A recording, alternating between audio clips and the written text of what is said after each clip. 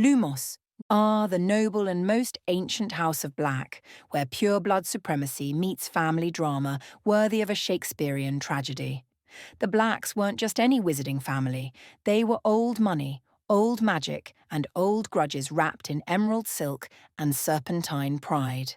Let's peel back the velvet curtains on this storied lineage and take a closer look. The Black family tree, a who's who of wizarding aristocracy. The Black family tree is less a family portrait and more a rogues gallery of the wizarding elite. Immaculately preserved on a tapestry in their ancestral home, it traces the family back centuries. But be warned, fall out of favour and your name gets scorched off the wall, literally. Just ask poor Sirius. The tree includes connections to the Lestranges, Malfoys, and even the Tonkses, though the latter is a point of contention. For the Blacks, blood purity wasn't just a belief, it was a religion. Marrying a Muggle-born or a blood traitor wasn't just frowned upon, it was practically a crime against nature. 12 Grimmauld Place. Gothic, gloomy and guarded by magic. If walls could talk, 12 Grimmauld Place would probably scream. Hidden in plain sight on a London street, the ancestral home of the Blacks was everything you'd expect. Dark, dusty, and teeming with ancient enchantments and cursed heirlooms. Creature, the grumpy old house elf, served the family with a scowl and a mutter. Later, the house became the headquarters of the Order of the Phoenix. Talk about irony. It went from harbouring the darkest ideals to becoming a sanctuary against them.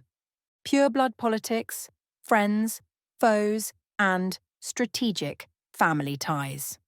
The Blacks were allied with many of the other pure-blood families, including those also on the so-called Sacred 28. Their relationships weren't always warm and fuzzy. They were strategic, political, and, occasionally, venomous. The Blacks, Malfoys, and Lestranges often reinforced one another's ideologies, standing as the pure-blood vanguard against the perceived threat of Muggle influence. Despite this, the family also fractured from within. Dissenters like Andromeda and Sirius challenged the status quo, causing rifts that left their family crest more cracked than cohesive. The Sacred 28, an exclusive and problematic club. The Blacks were one of the most vocal and influential families among the Great 28, a group of pure-blood families listed by the fictional genealogist Cantankerous Not. For the Blacks, this wasn't just a bragging right. It was a justification for their disdain of all things Muggle and Muggle-born. This elite status insulated them from societal change, until the world began to leave them behind.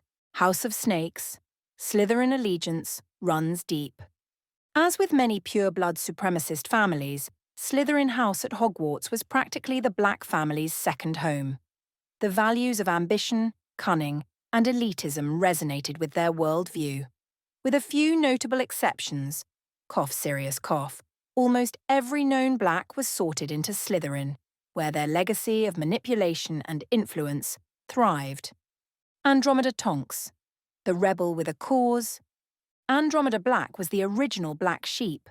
Rather than follow the family script, she tore it up and wrote her own, marrying Ted Tonks, a Muggle-born wizard, and getting disowned in the process. Her defiance wasn't just romantic, it was revolutionary. She raised Nymphadora Tonks, an auror and proud Hufflepuff, who ultimately fought and died for the side of light. Andromeda remains a quiet hero, cast out but unbowed. Narcissa Malfoy, loyalty in a silken glove. Narcissa was less fanatical than her sister Bellatrix, but don't mistake her cool exterior for weakness. Fiercely protective of her son, Draco, she proved her courage and cunning during the Battle of Hogwarts when she lied to Voldemort about Harry's death to protect her family. Narcissa played the long game, proving that survival sometimes requires subtle rebellion. Her devotion to her son outweighed her devotion to the Dark Lord, making her one of the series' most fascinating enigmas. Bellatrix Lestrange, madness with a manicure. Bellatrix Black. Lestrange was Voldemort's most fanatical follower, and arguably, his most dangerous. Born the eldest of the Black sisters, she embodied the family's ideals to the extreme. While Narcissa and Andromeda chose family and love, Bellatrix chose fire and blood. Her marriage to Rodolphus Lestrange was more of a political alliance than a love match.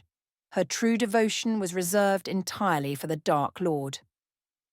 Bellatrix wasn't just loyal, she was obsessed. She viewed Voldemort as a godlike figure, and her intense, unrequited infatuation coloured her every move.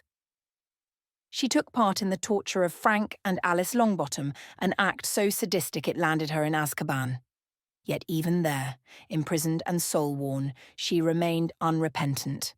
After her escape, Bellatrix rampaged through the Second Wizarding War, gleefully taking lives and executing Voldemort's will. Her duel with her niece Nymphadora Tonks and eventual death at the hands of Molly Weasley was a poetic end. A dark priestess felled by maternal fury. Bellatrix wasn't just evil, she was theatrical, terrifying and mesmerizing, the very embodiment of how dangerous unwavering ideology can become when laced with madness. Sirius Black, the family renegade.